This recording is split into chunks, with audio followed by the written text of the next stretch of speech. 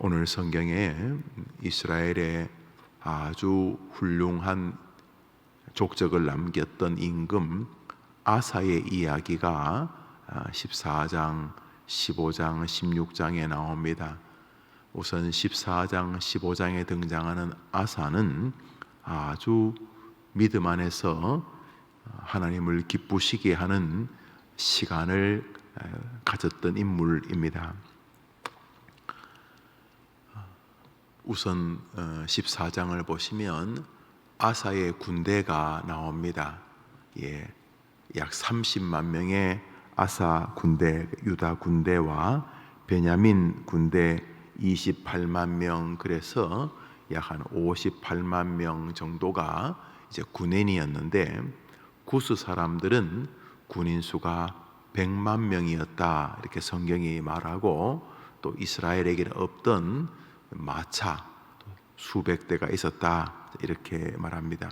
그래서 이제 유다와 이 구스 사람들이 전쟁을 하게 되는데, 객관적으로 100만 명 대 58만 명은 100만 명이 훨씬 더 많은 것이고, 또 이스라엘에게는 없던 이런 전차, 병거 수백 대는 앞에서 아마 이스라엘 사람들을 기죽이기에 아마 충분했던 것으로 보입니다. 우리로 말하면 탱크나 전차 같았겠죠. 수천 년 전에 전쟁 가운데 병거가 그랬던 것 같습니다. 유다의 임금 아사가 딱 볼 때 전세가 확실히 자기 쪽에 기울고, 저들은 또 이길만 하니까 이제 도전을 해 온 것이었을 텐데, 그러니까 아사가 그 어려움 속에서 기도하기를, 하나님이여, 힘이 강한 자와 약한 자 사이에서 붙으면 강한 자가 이기고 약한 자가 지는 것이, 그것이 보편적으로 상식인데, 이 강한 자와 약한 자 사이에서 이 전세를 뒤집을 수 있는 분은 하나님밖에 없습니다 하고, 11절에 하나님께 간절히 간구하면서 주님을 의지하고 주님의 이름을 의탁하오니, 여호와 하나님이여, 저들이 우리와 주님을 이기지 못하게 하옵소서라고 이제 간절히 간구합니다. 그게 11절이었습니다. 11절에 아사가 주어가 아니고 이제 전쟁을 하는데, 아사도 싸우긴 했겠지만은 11절에 간절히 간구를 했더니, 이제 12절에 전쟁이 시작되는데, 구스 사람들은 앞에 병거 300대가 앞에 철을 매달고 그냥 지나가면 이스라엘 군대가 그냥 추풍낙엽처럼 이렇게 쓰러질 것을 기대하고 앞에는 병거가 있었겠지만, 이스라엘의 전쟁의 최전방에는 여호와께서, 12절을 읽습니다. 12절 시작. 여호와께서 구스 사람들을 아사와 유다 사람들 앞에서 치시니 구스 사람들이 도망하는지라. 물론 아사가 앞에서 진두지휘 했겠지만은, 성경은 이스라엘 백성들, 특별히 아사의 간절한 간구가 끝나자 여호와께서 이스라엘 백성들 앞에 서서 싸우셨다. 그러니까 아사 군대와 아사는 사라지고 전쟁은 여호와만 드러나는 그런 장면을 보게 됩니다. 하나님께서 이스라엘 백성들과 함께 싸우셨다, 이런 내용일 뿐만 아니라 하나님을 간절히 의지하는 사람에게 하나님이 개입하기를 기뻐하신다, 이런 의미를 담고 있는 것이고, 이것은 성경 전반의 주제와 교리와 일맥상통한 것이죠. 우리 13절 읽습니다. 13절 시작. 아사와 그와 함께한 백성이 구스 사람들을 추격하여 그랄까지 이르매 이에 구스 사람들이 엎드러지고 살아남은 자가 없었으니 이는 여호와 앞에서와 그의 군대 앞에서 패망하였음이라. 노략한 물건이 매우 많았더라. 이스라엘이 전쟁을 하자 하나님께서 개입하시고, 하나님이 개입하시자 이스라엘 백성들은 하나님께서 자신들과 함께 하는 것을 알았고, 그들이 전쟁을 하자 그 전쟁은 이스라엘의 군대요 아사의 군대일 뿐만 아니라 하나님의 군대로 변하게 되었는데, 그것은 하나님께서 그들과 함께 하심으로 명실상부 하나님이 함께하는 군대, 즉 하나님의 군대가 되었다는 것입니다. 숫자가 작습니다. 무기도 빈약합니다. 하나님이 함께 하지 않으면 적겠지만, 비록 부족해도 하나님이 함께 하시면 그들이 하나님의 군대가 되는 것처럼, 우리가 사랑하는 우리의 가족들이나 후손들이나 우리 해림교회도 우리끼리 살면 우리 힘이나 우리 능력이나 우리 교회의 힘으로만 살겠지만, 하나님이 우리와 함께 하시면 우리의 인생이 하나님이 함께하는 인생이요 하나님 백성의 인생이요 하나님이 함께하는 교회요 하나님의 교회가 되는 것입니다. 그러므로 우리가 하나님 앞에 아사가 했던 것처럼, 하나님만이 강한 자와 약한 자 사이에서 약한 자도 이기게 하시는 분이요, 아무리 우리가 강해도 하나님이 안 도와주시면 약한 자에게 잡아먹힐 수 있사오니, 하나님이여 강한 자와 약한 자 사이에 승리를 인도하시는 분은 하나님뿐이라는 하나님을 향한 믿음, 하나님 의존적 신앙을 하나님이 기대하시는 것을 알 수가 있습니다. 하나님을 의지하면 하나님이 가시는, 하나님의 백성이 가는 곳에 하나님의 의미를 나타내셔서 세상 사람들이 그들과 하나님이 함께하는 것을 알게 하신다라고 말씀하셨습니다. 우리 뒷구절 읽습니다. 14절 읽읍시다. 시작. 여호와께서 그랄사하면 모든 성읍 백성을 두렵게 하시니 무리가 그의 모든 성읍을 치고 그 가운데 있는 많은 물건을 노력하고, 여호와께서 그랄사하면 모든 성읍 백성을 두렵게 하시니, 성경은 하나님께서 아사의 군대와 함께 하심으로 그 주변에 있던 불신자들조차 저 백성들에게 능력은 하나님이라고 하는 신이 함께하기 때문이라고 느끼게 했다는 것입니다.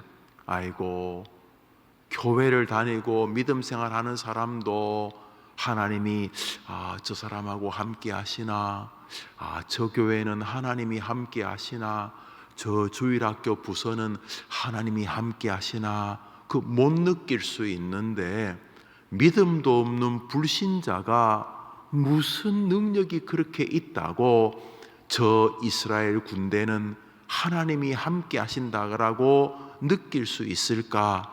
성경을 보면 그것을 세상 사람들이 느꼈던 장면을 창세기부터 보여줍니다. 요셉이 하나님과 함께 하는 것을 보디발이 보았다라고 성경이 말합니다. 성경이 그렇게 말하니까 진실이겠죠. 다니엘이 바사왕 다리오가 살리고 싶었지만은 앞불사 도장을 찍어버려서 다니엘이 그만 사자굴에 던져지게 되고 말았습니다. 사람을 써보면 알잖아요. 야, 참 이 크게 될 사람이다. 아이고, 이 사람이 좀 더 내 수하에 있었으면 좋겠다. 아이고, 이 사람이 독립한다고, 자기 회사를 차린다고, 야, 참 아깝다. 뭐 이런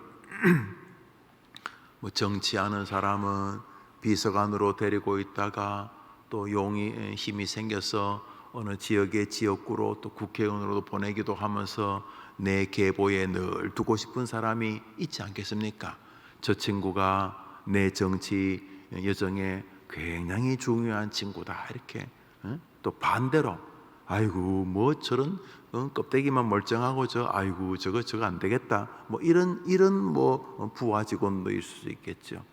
다니엘은 붙잡고 뭐 자기가 붙잡고 온 것도 아니고 자기들이 멸망시켰던 바벨론이 붙잡고 왔던 죄수였는데, 저게 뭐 바벨론 사람은 아니고 저게 바벨론 시절에 붙잡혀왔던 포로라는데, 그 포로가 얼마나 그 탁월했으면, 비록 내가 멸망시켰지만 바벨론 나라 임금 느부갓네살 같은 사람이 저걸 대단하게 봤을까 하고, 너 이리 와봐라 하고 몇 가지 테스트도 하고 뭐 말직도 맡겨봤겠지만, 얼마 뒤에 바사 왕, 요즘 페르시아 임금 다리오도 이 다니엘에게 뭘 맡기면 5개만 해라, 그 다음날 오면 50개를 해놓고 저 왼쪽을 좀 정리해라, 그러면 그 다음 달에 물으면 오른쪽까지 다 평정해놓고, 이번에 국민들에게 물 문제가 시끄러우니 우리가 물을 저장하자, 그러면 뭐 이렇게 해보자, 그러면 얼마 뒤에는 물을 저장하는 수준이 아니라 집집마다 물을 저장할 수 있는 그런 시설을 만들고, 예를 들어서 이 다니엘에게 뭘 맡겨보니까 이게 뭐 진짜 제대로 된 부하 직원이었으니 총리까지 또 된 것이죠. 참 다니엘 탁월해요. 이 바벨론, 메데바사, 또 메데바사가 또 찌지고 복구해서 또 바사로 통일된, 거의 이 세 정권에서 다 요직에 있었으니 이것도 포로로 끌려와서 보통 사람이 아닌데, 그런데 저 다 마음에 드는데 그 자기들 종교, 그 야훼 종교에 저 친구가 좀 심취해 있다.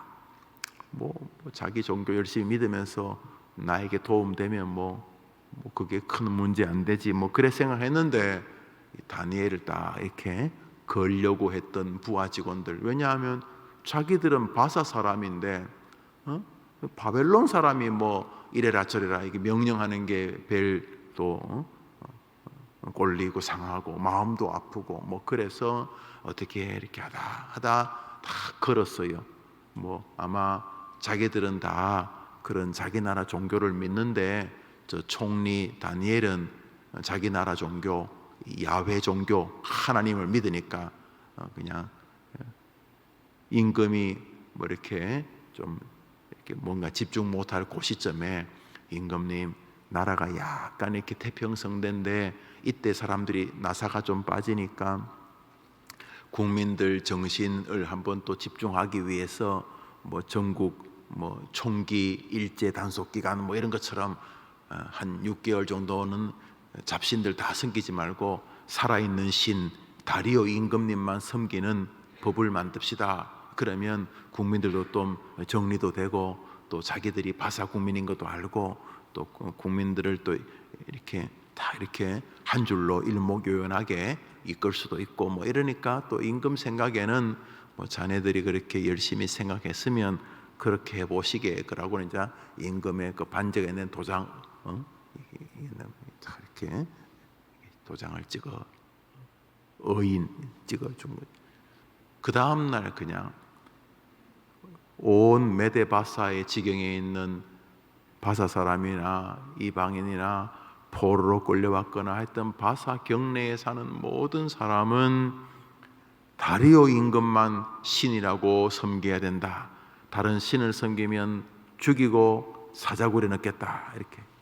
근데 다니엘이 그게 방이 다 붙은 것을 알고도 여전히 하나님을 향해 경배하고 기도하다가 현장에서 딱 붙잡힌 것입니다. 현장범. 그래서 사진, 기도하는 장면을 딱 사진을 이렇게처럼 그림으로 딱 이렇게 그려가지고 다니엘이 자기 신에게 기도했습니다. 이렇게. 또 다니엘이고 너가 하나님을 섬겼냐? 예, 제가 하나님을 섬겼습니다. 그래서 할 수 없이 참 살리고 싶었지만은 이 법을 또 어떻게 바꾸면 임금의 체면도 있고 해서 할 수 없이 여러분 잘 알시피 이 다니엘을 사자굴에 던지지 않습니까? 결론이 뭐냐 하면 사자들을 하나님이 지키시고 다니엘을 그냥 평안하게 사자 틈 속에서 잘 자고 아침을 맞게 합니다. 굶긴 사자들 속에서 다니엘이 털끝 하나 다치지 않은 다니엘이 다시 올라오고, 다니엘을 죽이자고 했던 사람들을 거기 넣어보니 성경에 의하면 그들이 그냥 발이 땅에도 닿기 전에 사자들이 다 잡아먹었다, 이런 내용이죠. 거기까지는 뭐 우리가 다 아는 이야기인데, 그 뒷장면이 뭐냐 하면 다니엘이 귀환하는 것을 보고 다리오가 다시 전국에 방을 내리는데, 그 방의 내용이 뭐냐 하면 다니엘의 하나님은 살아계신 하나님이다. 내 나라 바사에 사는 모든 국민들은 다니엘의 하나님을 찬송할지라. 이렇게 하나님을 경배하도록 온 세상에 방을 내린 장면이 성경에 나옵니다. 지금 저기서도 아사의 군대가 구스 사람들의 군대를 이기자 여호와께서 그 지역 주변의 모든 사람들을 두렵게 하셔서 저 이스라엘 사람들하고 싸우면 안 된다. 저들은 여호와 신이 함께하는 사람이다 라고 했다는 것입니다. 우리가 아사와 같은 사람이고, 아사의 하나님이 지금 이 시간 살아계시는 동일하신 하나님이기 때문에 아무것도 변한 것이 없지요. 뭐 옛날에는 그냥 마차 타고 다니고, 마차도 사람들이 생각한 거겠죠. 이렇게 앞에 말을 이렇게 세우고 거기다가 이렇게 연결을 해가지고 나무로 이렇게 바퀴를 만들고, 별 모양이나 세모 모양보다는 바퀴를 이렇게 둥그렇게 만드는 게 잘 달리겠다 생각하고, 그래가지고 사람들이 전쟁할 때 그냥 싸우기보단 마차를 타고 막 싸우는 게 좋겠다 생각을 했겠죠.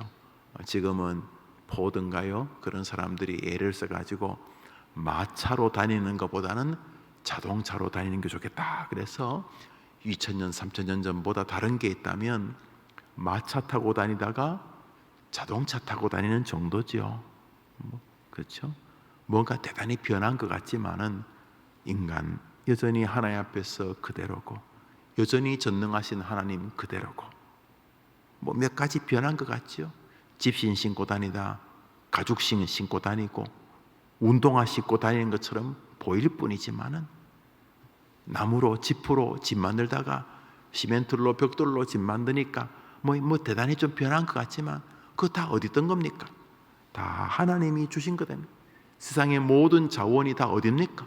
공기, 물, 지하 자원 다 하나님 주신 거 아닙니까? 다 하나님 주신 거 가지고 인간이 만들어 가지고 하나님 주신 지혜 가지고, 글쎄요 이렇게 지프로 집을 만들고 사는 것이 시멘트로 집을 만들고 사는 것보다 미개한지는 잘 모르겠습니다. 뭐 발전했다 손 치더라도 다 인간들이 그런 거잖아요. 하나도 안 변했습니다. 그대로죠. 하나님 그대로고 인간 그대로고. 그러면 방식도 변하지 않았을 것입니다. 무슨 방식?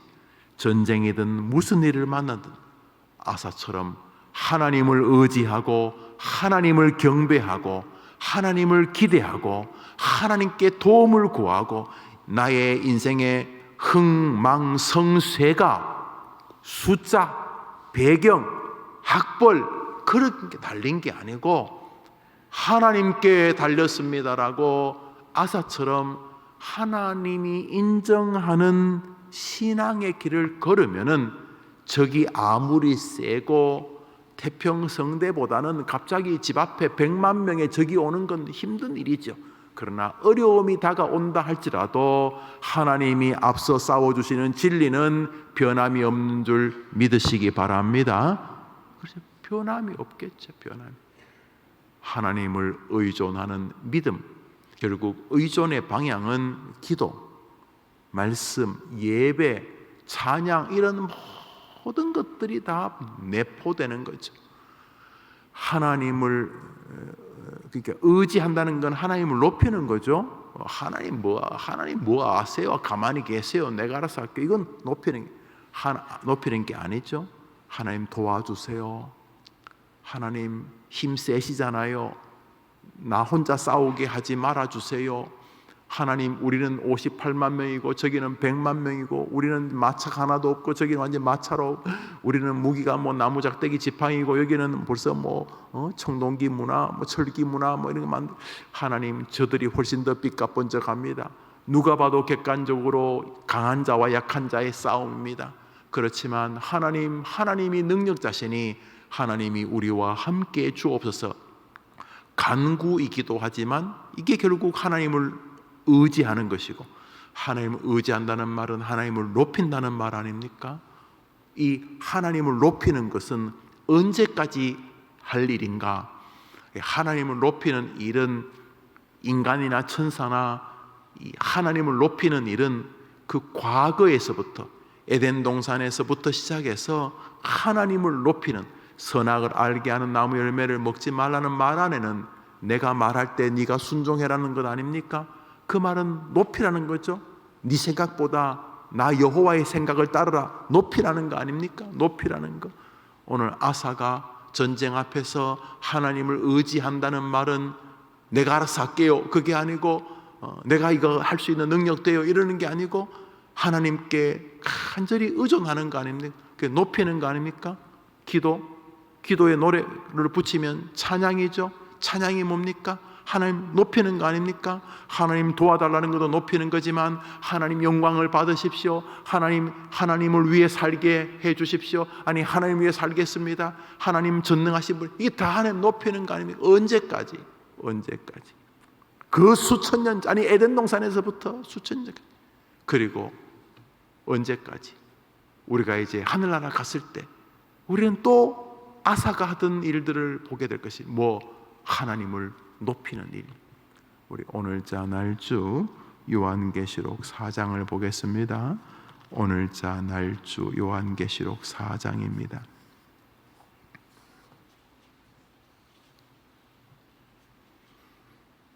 우리 8절부터 11절까지 우리 4절을 읽고 하루를 출발하겠습니다. 오늘 어머니 기도회가 있는데 많은 우리 어머니들 교회에 나오셔서 자신에게 주신 거룩한 선물이며 동시에 숙제인 자녀들, 손자, 손녀들을 위해 기도하시게 되기를 바랍니다.